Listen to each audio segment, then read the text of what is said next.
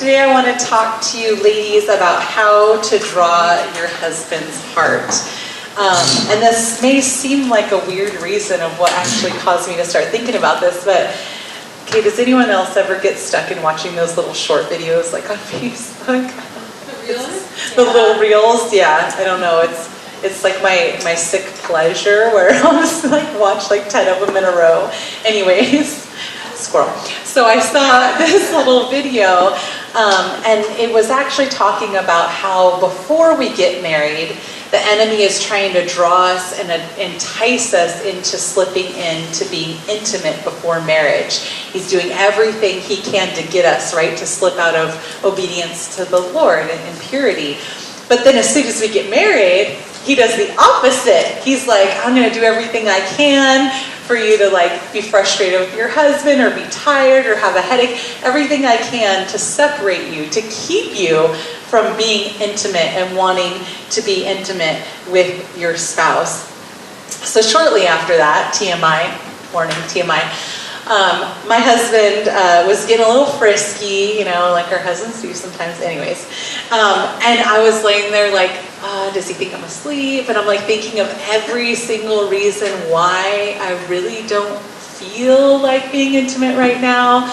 Like, well, my back kind of hurts and I've had a long day and all these things. And I just started like, the enemy's like, oh yeah, and this and this and this. And I went, oh, wait a minute. And I remembered that video and I was like, oh, Satan, you are not winning. And so then I like quickly started thinking about everything that was good about my husband, how much I loved him, all of his good qualities, all of his good features, maybe thinking about past times of intimacy and how tender and sweet he is. And before you know it, my body, well, first my mind, right? I turned my mind back toward this desire of my husband, and then my body quickly followed suit. And I know this seems like a small little account, but I feel like a successful marriage, a successful relationship is really won by these little tiny battles. Like, I'd say hundreds, but it's not hundreds, it's thousands, tens of thousands over the landscape of a marriage, hundreds of thousands of these little tiny battles where Satan just comes in and tries to disrupt and make us separate. And so I was also thinking about just all the ways that we do let him kind of weasel in there and try and cause separation and tearing us apart and causing us maybe even to sometimes push our husbands away. Like we're not like consciously like, oh, I'm going to do this and push my husband's heart away. But a lot of times we do little subtle things that will actually push him away. And then this little gap starts. And then over time, it gets a little bigger and bigger because it gets easier and easier for that to be our go-to of just kind of putting this distance and separation between us. But that's really an unfruitful pattern in our marriage, right? And we don't really want to have any part in that. Proverbs 14:1 says, a wise woman builds her home, but a foolish woman tears it down with her own hands. Ooh, I don't want to be that foolish woman. We've all been there. We've all slipped into these little patterns, right, where we're actually tearing our relationship apart little by slowly. So as I was talking with the Lord about how to draw our husband's heart, he's like, well, at first, you have to actually talk about the way we repel our husband's heart. And I was like, ooh, repel, that's kind of a yucky, disgusting word. Like, yeesh, we can literally repel our husband and sometimes even slice and dice his heart with some of our actions. Maybe one thing you fall into is comparing, like everything you have, like your car, your house, maybe your vacations, the clothes, if you have a boat or not, RVs, all the designer handbags and things, maybe jewelry. One thing, don't ever compare wedding ring size. That will slice and dice him.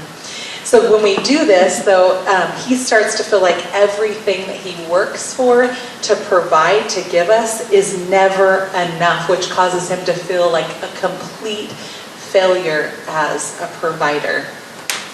Another way we can repel our husband is constantly nagging him. Do any of us fall into this? They're like, well, I've asked him and he didn't do it, so I just have to ask him over and over and over and over again. Babe, will you take out the garbage? Honey, will you mow the yard? Hey, will you spend some time with the kids? Will you take me out on a date over and over and over? And we just keep badgering and badgering and badgering our husband. So when he walks in, it's like a buzzsaw of just all this harassment, right? Another thing we can do is pin him in the corner with sweeping, accusatory, always and never statements. You guys know what I'm talking about, like, you always forget to get the milk. You never take me on a date. All these always and never, they're very sweeping and condescending to use always and never statements, right? Constantly pointing out his flaws is another way to repel him. And if you really want extra bonus points, do it in front of someone else. Your children, your in-laws, some of his buddies, just constantly point out anything and everything that's wrong with him, mistakes he's ever made. Another way to repel him, compare him to other men. And this can go two ways. You can either compare him and be like, oh, I wish you were like the pastor. I wish you were like so-and-so's husband who takes her out on dates all the time, and look at those lavish vacations they go on. Or you can compare it like, oh, you are just like your father. Yeesh, both no good, no good. Quick way to repel him. Also, another way to repel him is to not submit at all in your marriage. Make sure you do what you want, what makes you feel good, and do it the way you want it, how you want it, when you want it. And just don't have any input at all from your spouse.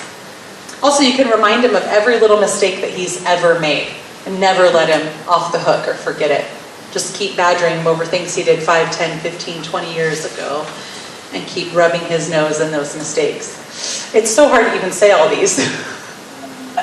I'm repelling my own heart as I'm saying these. I'm like, oh, I don't want to say the next one. No, they're not the next one. Ooh. Also, completely ignoring all of your husband's sexual needs and desires is a definite way to repel him.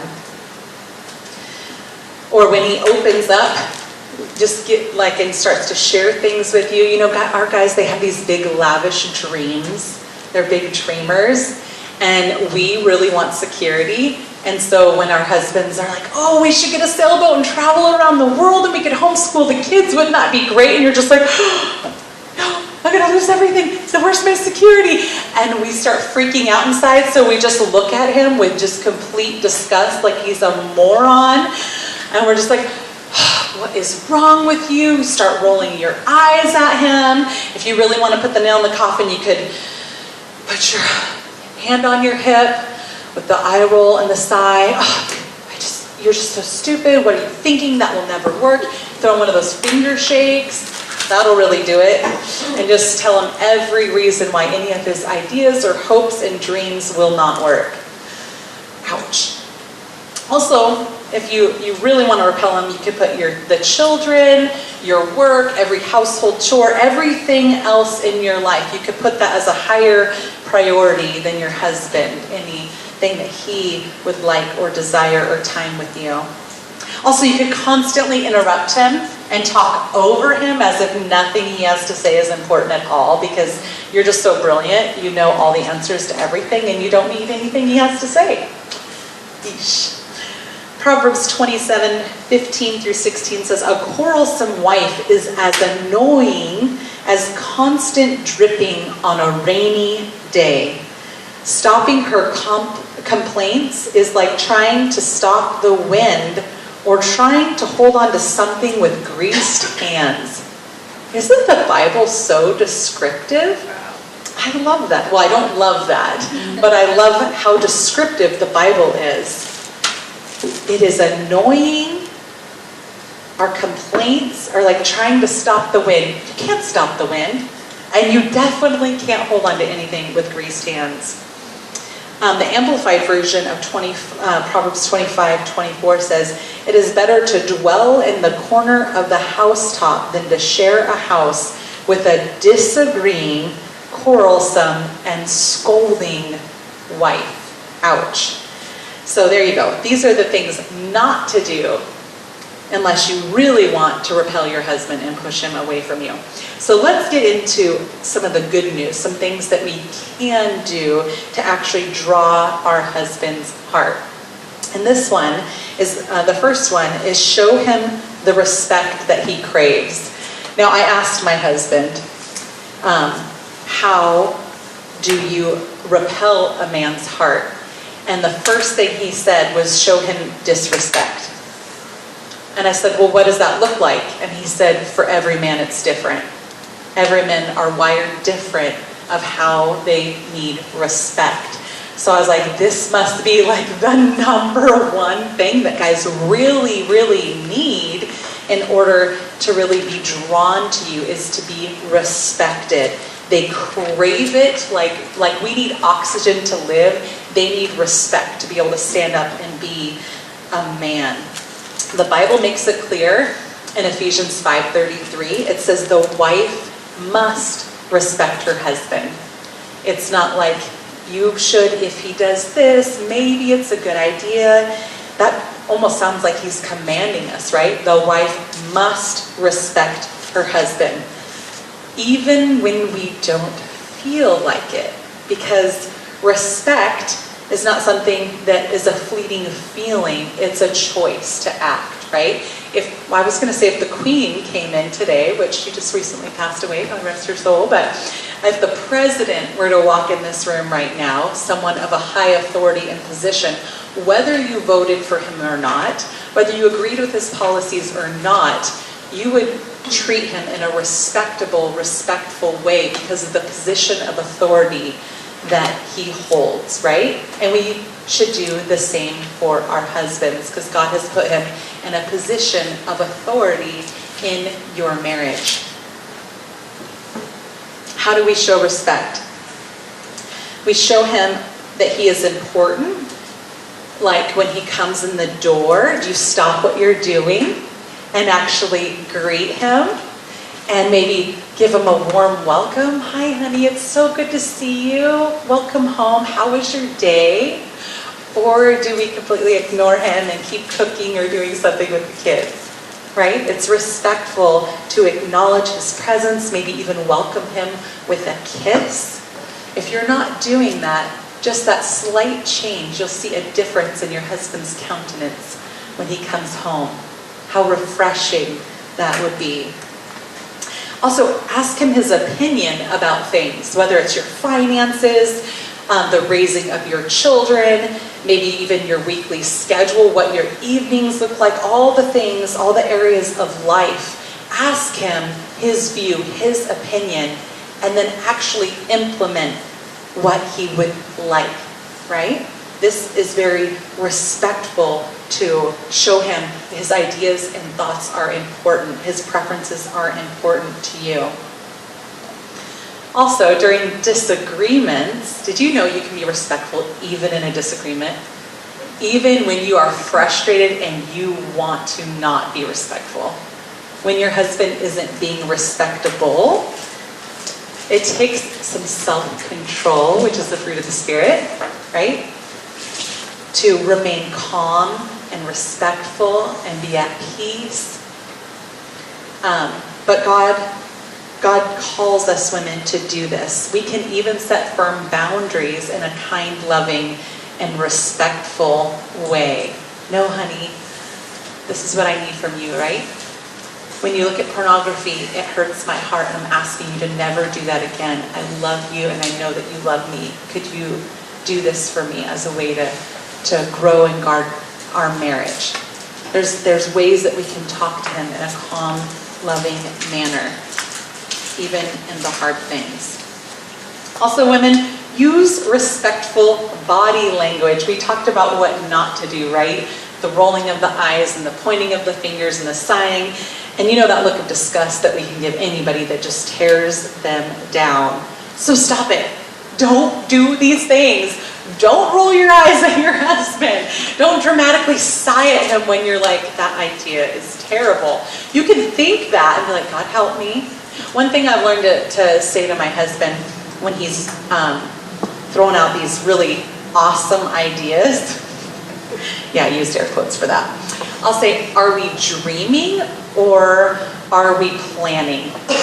Because us as women, right, we want security. And so if he's like, I'm not sure, I think I'm just dreaming, I can go, whew. And inside I have like this huge sigh of relief. Okay, we're not really going to sell everything and get a sailboat and go around the world, that this is just a fun dream. Oh, and then we can like enter into the dream with him and have fun with it. Anyways, that's just something that has really, really worked for me. Because we can have that sigh internally, right, without doing it externally and being disrespectful.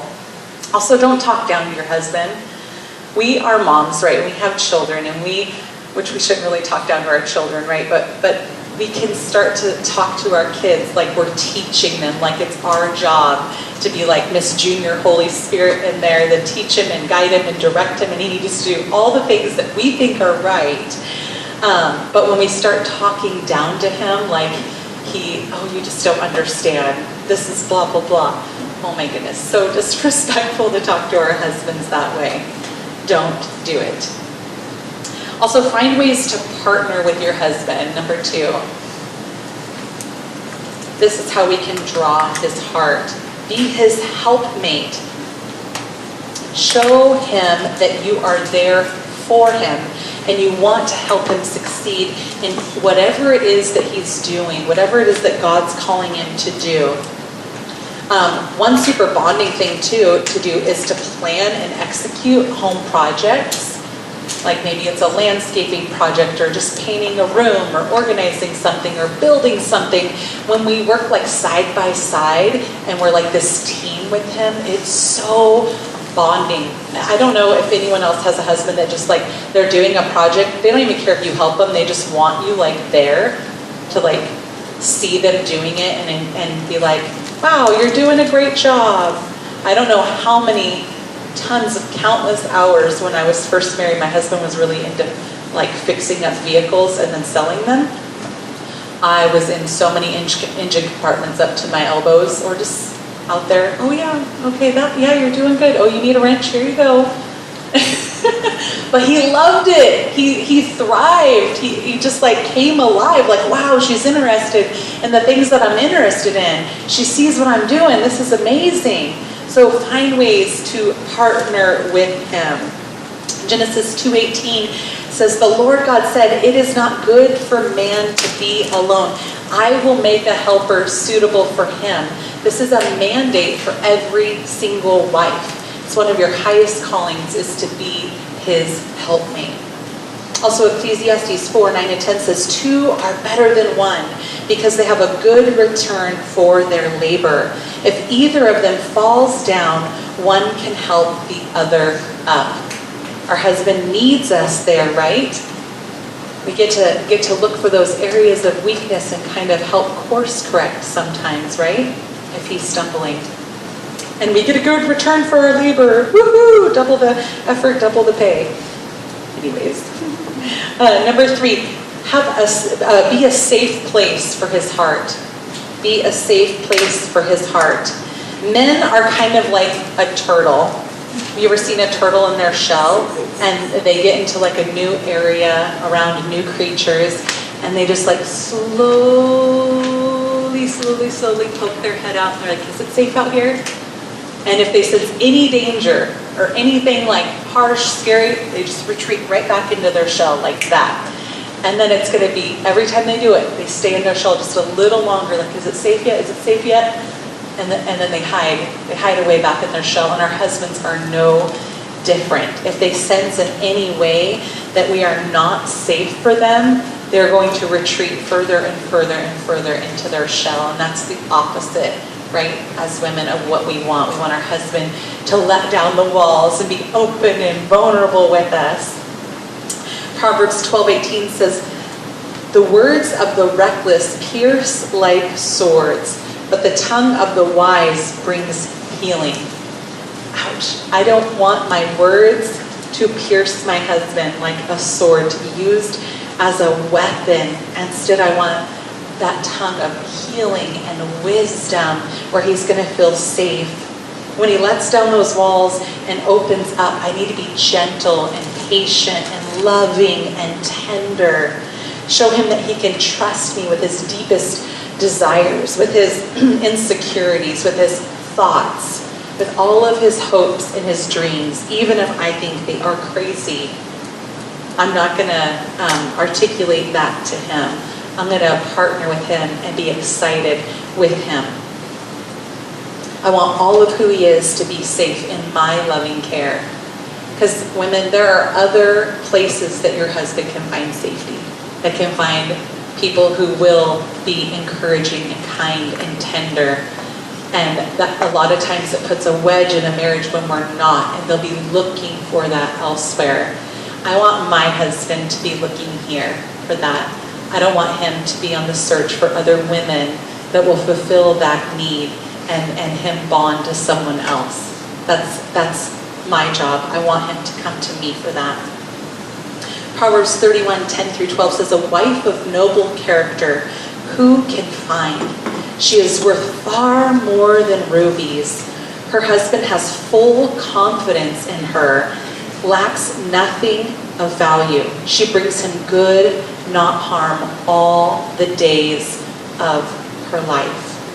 Are we doing that? Are we being that safe place for him where he knows that he can have full confidence and trust in us, where we're going to be good to him, right? And not slice and dice him. All right, number 4, be his biggest cheerleader. Hurrah! Build your husband up with words of adoration and affirmation. Most men have this machismo, like, I'm pretty amazing and hot and like they're this big tough guy. But how many know that they're like this super insecure little scared boy inside? Like, most of the time they won't actually tell you that, but they're like, is anyone going to figure out that I'm a fraud and I don't really know how to be a man and I don't know how to lead a family and I don't have any idea what I'm doing? And they're like scared that they're going to be found out. So they really need us to encourage them and cheer them on. Men can conquer the world when they have a woman by their side who believes in them and cheers them on into greatness. Does your husband know that you are truly for him? Does he know that you are truly for him? I don't think this was forged in my marriage until about 5 years in, when actually our whole marriage exploded due to my husband having a pornography addiction. And we separated, and I told him, I don't want a divorce. I want to work through this. I want to have a successful marriage. And no matter what happened, I stood by his side. I encouraged him. I spoke truth to him even when he was filled with shame and regret and beating himself up. And through that time, he realized, wow, she is for me. She's right here by my side. She hasn't gone anywhere, no matter how hard this has gotten. And I remember one day we were doing a project, and he was getting really frustrated. And it was about 6 months after the big blow up in our marriage. And I remember he like snapped at me and like bit my head off about something. And like a minute or two later, he came to me and he says, I'm really, really sorry. I know that you're trying to help me and that you're on my side and you're on my team. And I'm sorry that I snapped at you. And I was like, who is this guy? I didn't even think he knew how to apologize. So sometimes it's forged in the fire, right, of them really believing, of us just sticking by them, encouraging them, loving them, sowing into them, being their biggest advocate, pushing them into things where it's like they don't even think they can do it, but you're like, you got this. God's going to equip you and train you and show you what to do in these areas. That's when we're like the steam in their engine, right? Like that little train. I think I can. We're like, yes, you can do it, babe. Go slay the dragons. Anyway, so does your husband know that you are truly for him? Hebrews 10:24 says, and let us consider how we may spur one another on toward love and good deeds. How are you spurring on your spouse? Also, what are the adoring things that first drew your heart to him, maybe when you were dating? What good things do you see in him that you can affirm? You may be in a really hard time in your marriage and you're like, there's nothing good. He's a big, fat, stinking jerk. Well, that's not true. He's made in God's image, so there has to be some good quality. Maybe he gets up and goes to work every day. Maybe he actually takes a shower, because I know this is hard to believe, but some men don't. And that's pretty disgusting. There are good things. Maybe he spends time with the kids and he's a great father, even though maybe your marriage is suffering and he's not pouring in there. There are good things that you can see, that you can encourage, and as you do that and you build him up, it's going to draw his heart to you, and then you're actually going to start seeing fruit in your marriage. My husband, I get a brag on him a little bit. I remember, he's so handsome. I just saw him and was like, he's so tall and handsome. He was a complete gentleman. He didn't even try and kiss me for like months of dating. I was like, first guy ever to do that. I mean, what guys aren't like, hey, baby? Anyways. So he was an honorable man. He had a heart for God. He loved to help people, always looking for ways to help people. And my husband was raised like homeschooled, and so he was very, very sheltered. So like his innocence caused him to believe like the best in everybody. He didn't think like someone would like try and take advantage of you or anything when we first got married. So he was like the most innocent, like sweet guy. Anyways, so those are some amazing things about my husband. What are the good things about your husband? I'm just going to encourage you right now to just pause for like a minute and think about those things. What are the good things about my husband that I can affirm in him? And you can go ahead and write those things down on your paper. All right, I'd encourage you guys to never stop that list. And the more you think about the good things about your spouse, the more it's actually going to turn your heart toward him, and it's going to change the way you even treat him.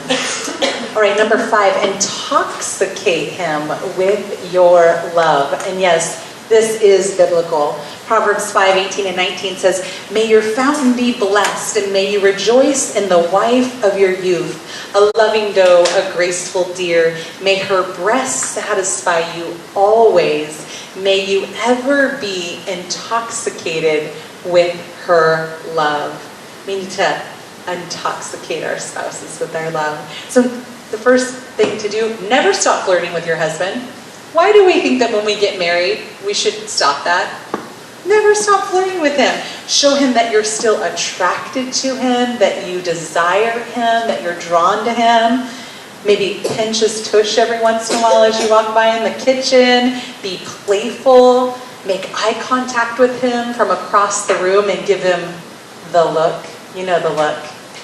You know the look. You know. I have a friend, her and her husband have been married for longer than my husband and I. We've been married 17 years, and she says she could still look at him from across the room and bat her eyes, and his cheeks will turn bright red. It is absolutely hilarious. I was like, really? She did it. And his face turned so red. It was so cute. It was absolutely adorable. So never stop doing that. Never stop being just this fun, flirty woman. It just brings vivaciousness into your marriage. Tell him he's handsome, cute. He's a big old hunk, sexy, whatever is your lingo for him. Tell him those things. Tell him that you desire him. Also, kiss him. Kiss your husband. And I don't mean a little peck goodbye.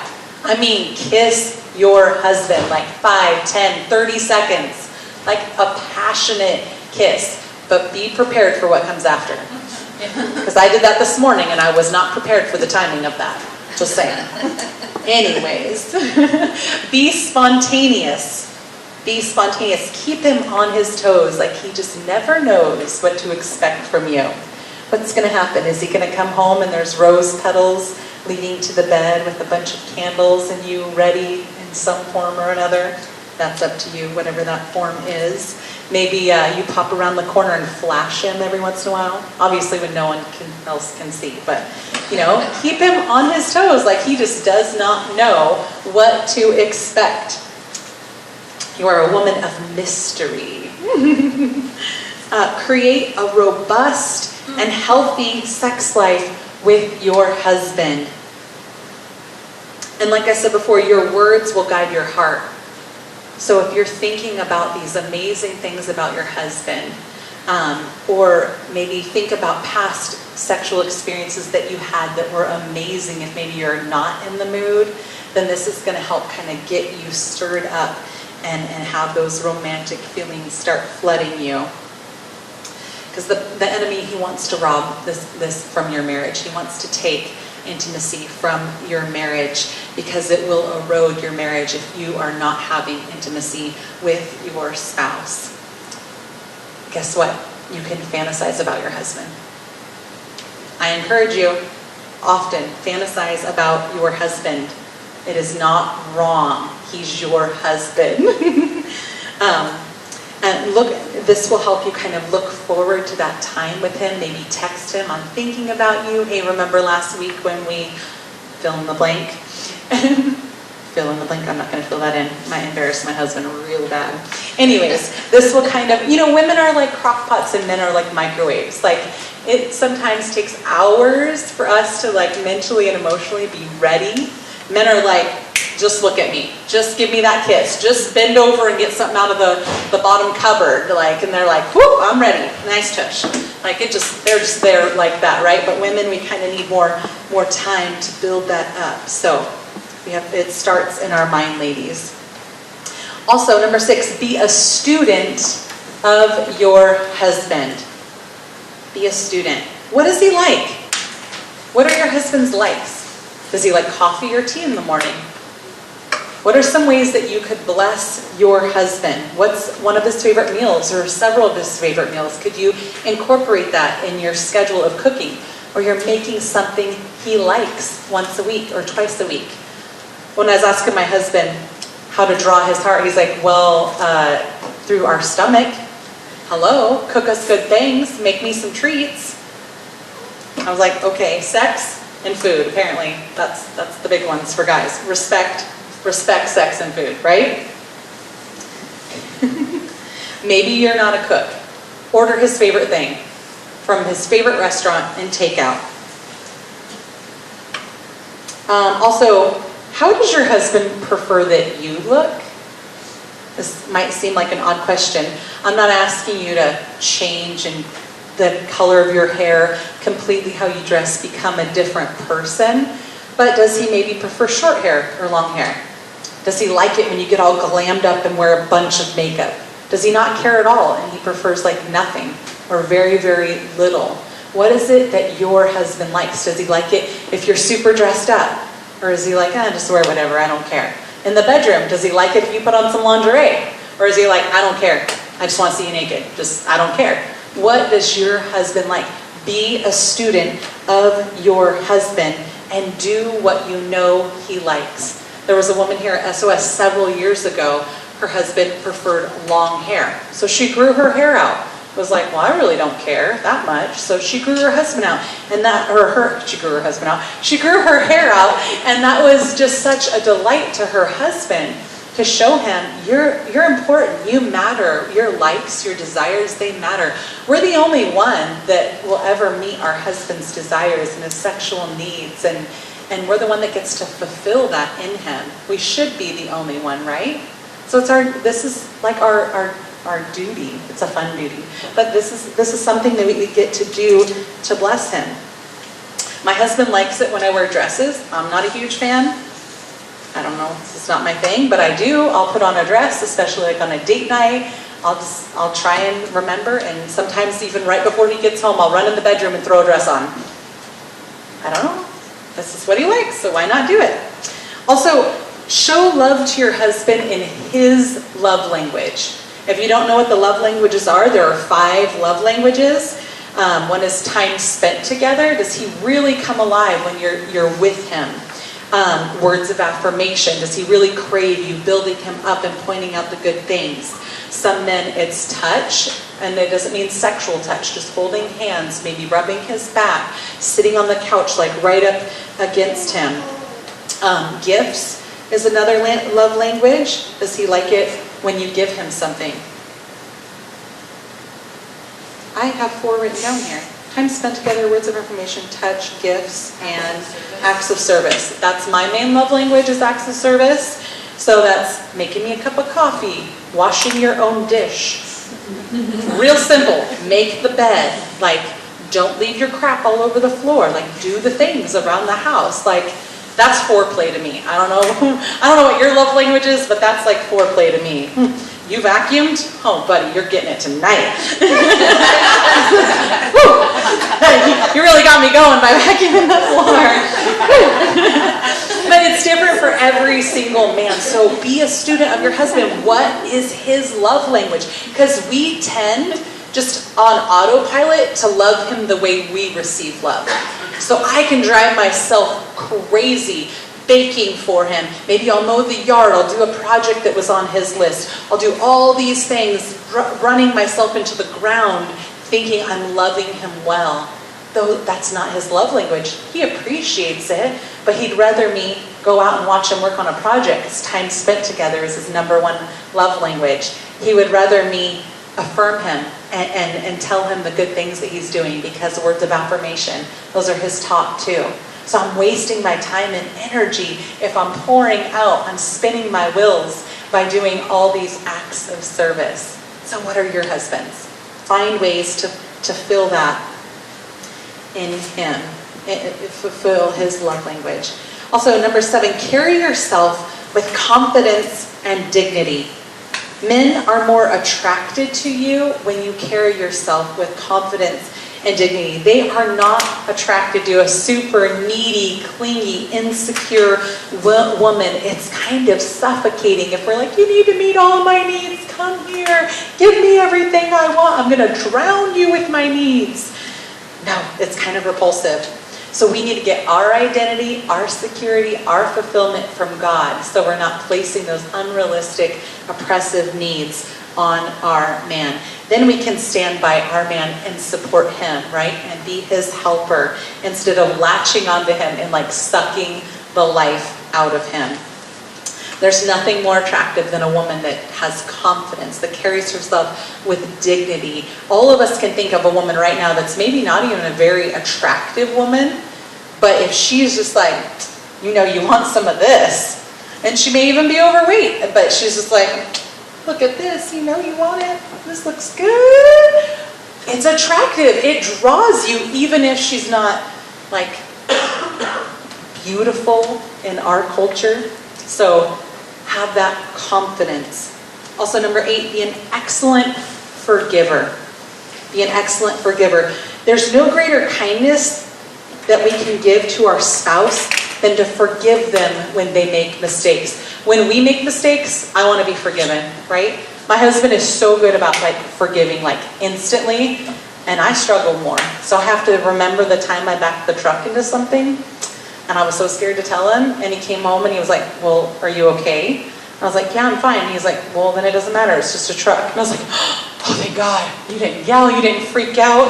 I thought that it was going to be really, really bad. So now when he does something, I'm like, remember the truck. Remember the truck. Remember the truck. Forgive him instantly, just like he forgave you. Ephesians 4:32 says, be kind to one another, tender-hearted, forgiving one another as God in Christ forgave you. Your husband's not going to be perfect. He's going to make mistakes, right? We need to be able to quickly forgive. Matthew 6:14 also says, for if you forgive others their trespasses, your heavenly Father will also forgive you. See the tie there? I want to be forgiven, so I must forgive my husband. All right, I know that this lesson is kind of a foundational thing that we've talked about here at SOS so many times, of how to draw our husband, how to build them up, how to be their number one cheerleader. But I know all these things. Do you guys know a lot of these things? But I forget. When the rubber meets the road, a lot of times I forget to apply these things in my marriage. In moments, I turn to my own selfish desires, right? So I just want to encourage us, be a doer of the word, not just a hearer. Apply some of these things. Maybe it's 1 or 2 things that God is saying, hey, You've been struggling in this area. I know you know this, but it's time to put action to what you know if you want change and lasting fruit in your marriage. All right, ladies, go out there and win your husband's hearts over. Draw them back to you.